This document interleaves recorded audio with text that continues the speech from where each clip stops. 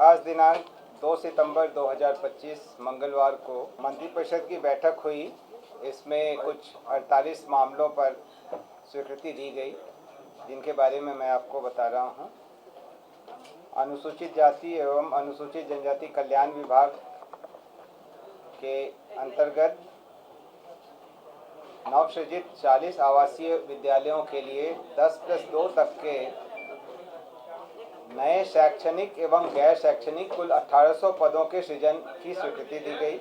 अनुसूचित जाति एवं अनुसूचित जनजाति कल्याण विभाग के अंतर्गत ही डॉक्टर भीमराव अंबेडकर आवासीय विद्यालय बैकुंठपुर गोपालगंज में 720 आसन के विद्यालय भवन के निर्माण की स्वीकृति दी गई, जिस पर 65 करोड़ 80 लाख 11 हजार प्रशासनिक स्वीकृति दी गई। कला संस्कृति एवं युवा विभाग के अंतर्गत 2 नए प्रशाखाओं के सृजन की स्वीकृति दी गई। कृषि विभाग के अंतर्गत 43 पद क्रमांक 4 कृषि विभाग के अंतर्गत भूमि संरक्षण निदेशालय के अंतर्गत 47 पद ऐसे थे जिनके बदले में दूसरे पदों का सृजन हो चुका है और काम चल रहा है, इसलिए इन 47 पदों के प्रत्यर्पण की स्वीकृति दी गई, इसको सरेंडर किया गया। खेल विभाग में पटना प्रमंडलीय मुख्यालय में पुनपुन अंचल के राजस्व ग्राम डुमरी में 100 एकड़ भूमि अधिग्रहण हेतु 574 करोड़ 33 लाख 90 हजार 125 रुपए की स्वीकृति दी गई। पथ निर्माण विभाग के अंतर्गत पटना में गंगा नदी के किनारे जेपी गंगा पथ के निर्माण कार्य हेतु भू-अर्जन, यूटिलिटी शिफ्टिंग इत्यादि को मिलाकर के कुल 4119 करोड़ 6 लाख रुपए की तृतीय पुनरीक्षित प्रशासनिक स्वीकृति प्रदान की गई। एशियन डेवलपमेंट बैंक संपोषित योजना के अंतर्गत राज्य उच्च पथ संख्या 95 क्रमांक 7 है। ये 95 के चेनेज 0.00 से 14.11 में पुल पुलिया और आरओबी निर्माण कार्य सहित 10 मीटर चौड़ी सड़क जो 2 लेन पेव्ड शोल्डर के साथ रहेगा, उसके उन्नयन एवं सुदृढ़ीकरण हेतु 765 करोड़ 86 लाख 56 हजार 79 रुपये के अनुमानित लागत पर प्रथम पुनरीक्षित प्रशासनिक स्वीकृति दी गई। इसी पथ का अगला हिस्सा है जो क्रमांक 8 पर है। इसमें चेनेज 14.11 से 28.075 के बीच स्वीकृति दी गई है, जिसमें 213 करोड़ 55 लाख 36,807 रुपये की प्रशासनिक स्वीकृति प्रदान की गई। क्रमांक 9 पर्यावरण, वन एवं जलवायु परिवर्तन विभाग का मुद्दा है। इसमें MSTC metal scrap trade corporation limited को उन्होंने विभाग में जितने ई अपशिष्ट हैं, विद्युत और इलेक्ट्रॉनिक उपकरण के जो पुराने हो जाते हैं, तो उनके जो ई अपशिष्ट हैं उनकी बिक्री के लिए ई नीलामी प्रक्रिया के लिए नामांकन के आधार पर विक्रय अभिकर्ता के रूप में प्राधिकृत किया। इस पर मंत्रिपरिषद द्वारा स्वीकृति दी गई। पिछड़ा वर्ग एवं अति पिछड़ा वर्ग कल्याण विभाग ने पिछड़ा वित्तीय वर्ष 2025-26 में केंद्र प्रायोजित पीएम यशस्वी योजना के तहत अन्य पिछड़ा वर्ग प्रवेशिकोत्तर छात्रवृत्ति योजना का संचालन हेतु कक्षा 8 तक के लिए 231 करोड़ 67 लाख की स्वीकृति दी गई। क्रमांक 11 पर पिछड़ा वर्ग एवं अति पिछड़ा वर्ग कल्याण विभाग का ही उसी योजना के अंतर्गत ये कक्षा 9 एवं 10 में अध्ययनरत छात्र छात्राओं के छात्रवृत्ति हेतु स्वीकृति दी गई। इसमें 55 करोड़ 50 लाख की प्रशासनिक स्वीकृति दी गई है और इस हद तक पूर्व के निर्गत संकल्प को संशोधित किया गया। पिछड़ा वर्ग एवं अति पिछड़ा वर्ग कल्याण विभाग का ही 12 नंबर पर जो उनका स्वीकृत हुआ है, उसमें 520 आसन वाले अन्य पिछड़ा वर्ग कन्या आवासीय +2 उच्च विद्यालय महुआर बिहटा के भवन निर्माण हेतु 58 करोड़ 7 लाख 20 हजार की स्वीकृति दी गई। क्रमांक 13 पिछड़ा वर्ग एवं अति पिछड़ा वर्ग कल्याण विभाग का ही है।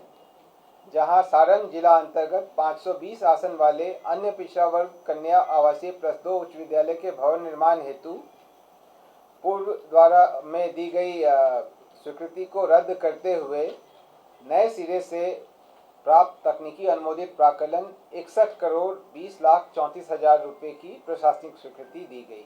अगला 14 नंबर का जो एजेंडा था वो भवन निर्माण विभाग का doctor APJ Abdul Kalam science city Patna के शेष बचे गैलरियों 3 गैलरियों तथा एट्रियम में प्रदर्शन अधिष्ठापन हेतु national council of science museum Kolkata के माध्यम से क्रिएटिव म्यूजियम डिजाइनर्स कोलकाता को बिहार वित्त नियमावली के नियम 131 द के अनुसार नामांकन के आधार पर कार्य आवंटित करने तथा ब्रांडिंग साइनेज हेतु 5 करोड़ 5 लाख के अधीन कार्य करने हेतु निविदा आमंत्रित करने के संबंध में स्वीकृति दी गई।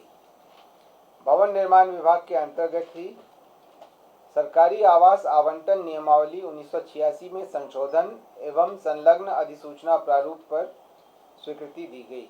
इसमें ऐसे सरकारी सेवक जो राज्य में मुख्यालय में पदस्थापित हैं और यहाँ से फिर कहीं बाहर उनका स्थानांतरण होता है तो उपलब्धता के आधार पर बहुमंजिलीय जो आवास बने हुए हैं उसमें उनको 1 वर्ष तक के लिए शुरुआत में आवास का आवंटन किया जा सकता है। जैसे अगर परिवार यहीं रह जाता है तो पहले उनको शिफ्ट होना होता था, उसके लिए ही ये एक प्रावधान किया गया है। मद्य निषेध उत्पाद एवं निबंधन विभाग का अगला प्रावधान है एजेंडा है जिसमें बिहार औद्योगिक निवेश प्रोत्साहन नीति 2016 के अंतर्गत औद्योगिक इकाइयों की उच्च प्राथमिकता कोटि से संबंधित IDA और बियाडा को सरकार द्वारा आवंटित भूमि एवं उक्त कोटि में औद्योगिक भूमि शेड के लीज बिक्री अंतरण पर स्टाम्प शुल्क एवं निबंधन शुल्क में छूट की अवधि को विस्तारित किया गया है जब तक कि नई औद्योगिक निवेश प्रोत्साहन नीति अधिसूचित नहीं हो जाती। मद्य निषेध उत्पाद एवं निबंधन विभाग का ही अगला एजेंडा है नेशनल ई-गवर्नेंस सर्विसेज लिमिटेड के माध्यम से डिजिटल डॉक्यूमेंटेशन एग्जीक्यूशन सेवा राज्य में लागू करने हेतु मेमोरेंडम ऑफ अंडरस्टैंडिंग पर स्वीकृति दी गई। 18वां एजेंडा है योजना एवं विकास विभाग का जन्म मृत्यु रजिस्ट्रीकरण अधिनियम की धारा 30 द्वारा प्रदत्त शक्तियों का प्रयोग करते हुए बिहार जन्म और मृत्यु रजिस्ट्रीकरण नियमावली 1999 में संशोधन किया गया और बिहार जन्म एवं मृत्यु रजिस्ट्रीकरण द्वितीय संशोधन नियमावली 2025 बनाने की स्वीकृति दी गई। एक तो इसमें राशि का संशोधन किया गया है जहां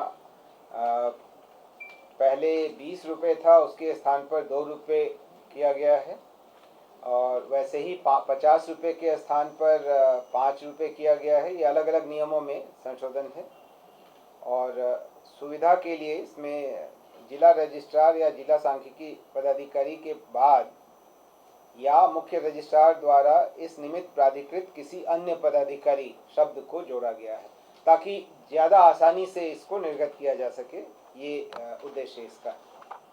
एजेंडा राजस्व एवं भूमि सुधार विभाग का है जहां पर 38.77 एकड़ जमीन अंचल पुनपुन के मौजा धरहरा में बिहार जुडिशियल एकेडमी की स्थापना हेतु विधि विभाग को निःशुल्क अंतर विभागीय हस्तांतरण की स्वीकृति दी गई।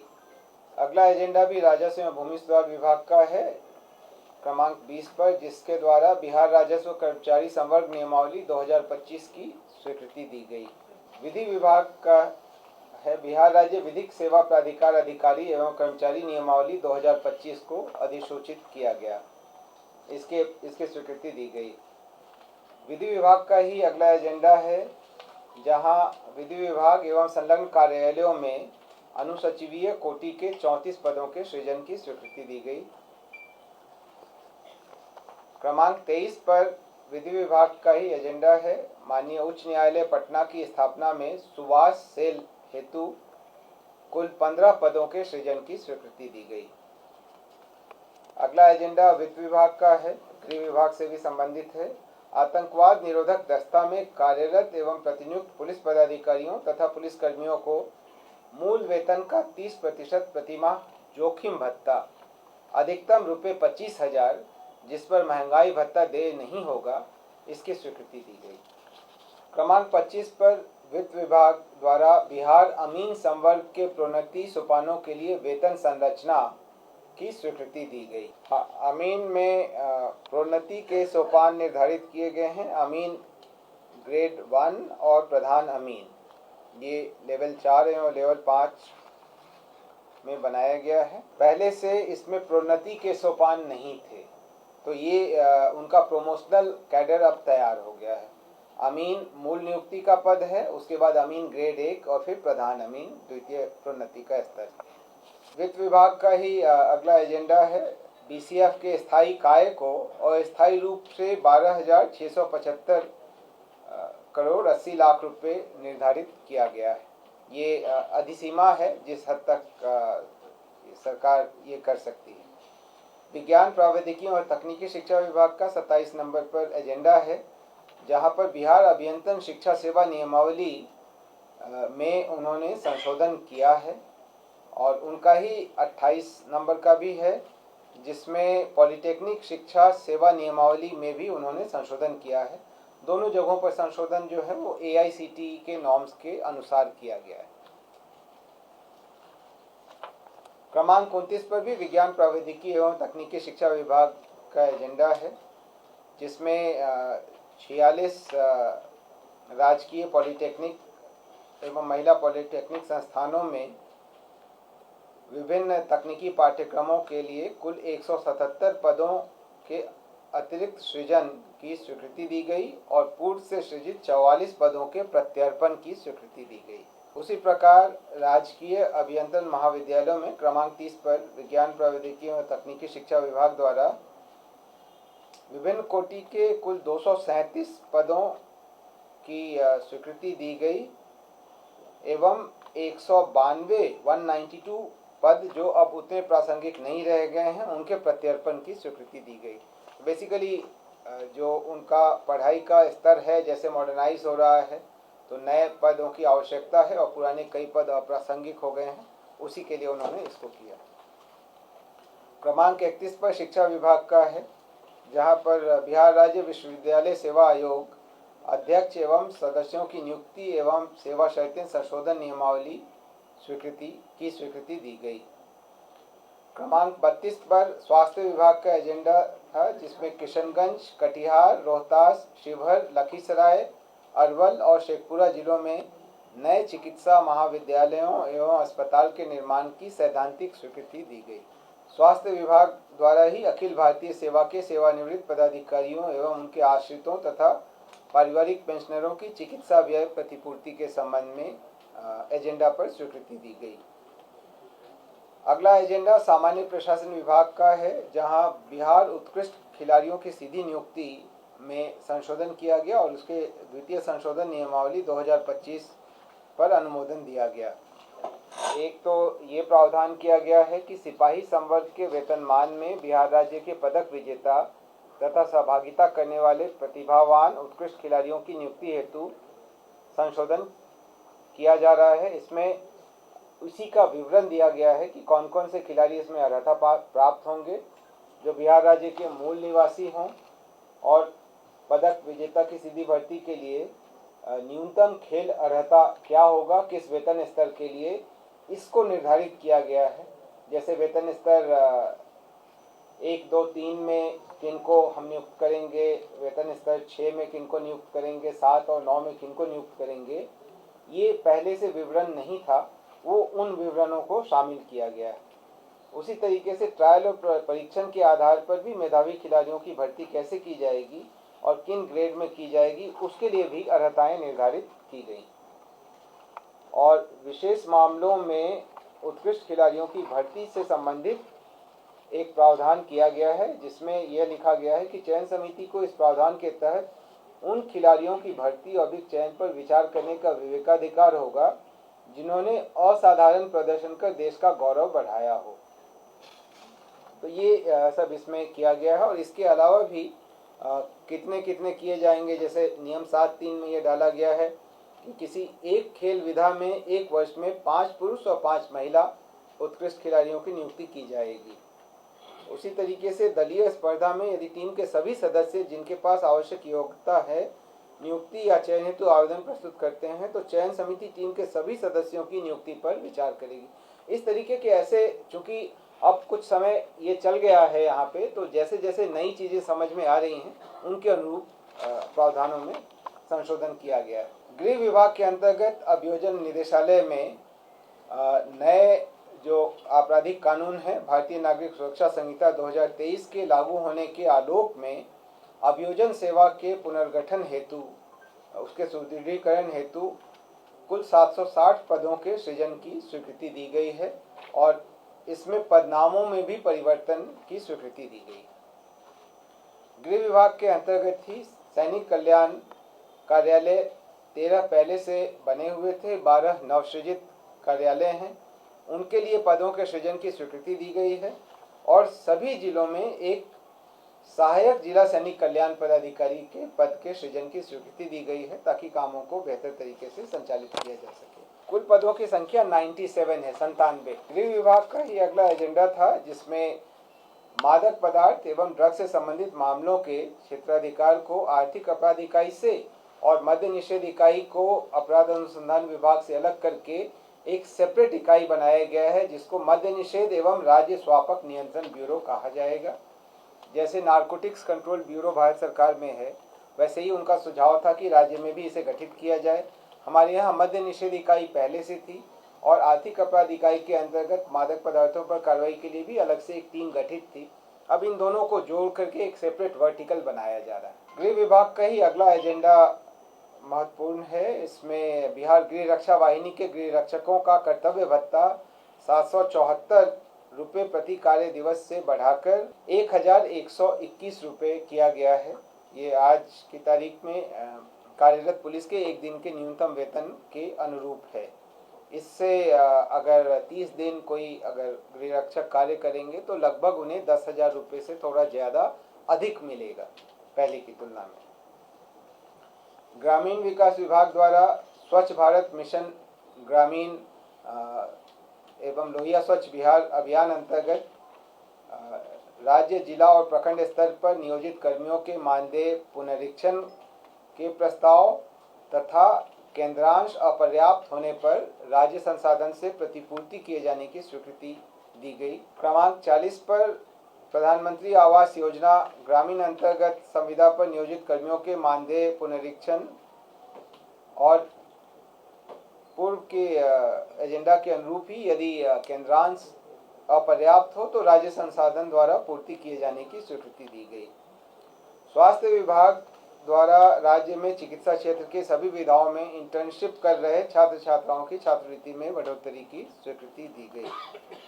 पहले 20,000 था जो कि अब बढ़कर 27,000 प्रति माह हो जा रहा है और इस पर करीब 17,53,56,000 रुपये का अतिरिक्त व्यय आएगा। पंचायती राज विभाग के अंतर्गत तकनीकी सहायक एवं लेखापाल सह IT सहायक का मानदेय 1/7/2025 के प्रभाव से वृद्धि किए जाने की स्वीकृति दी गई।